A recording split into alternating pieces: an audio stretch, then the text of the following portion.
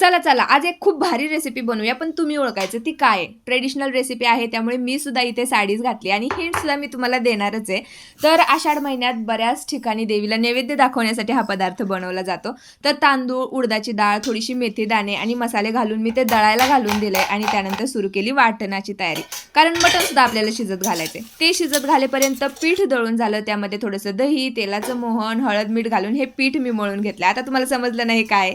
अहो, मटण वडे बनवतीये मी.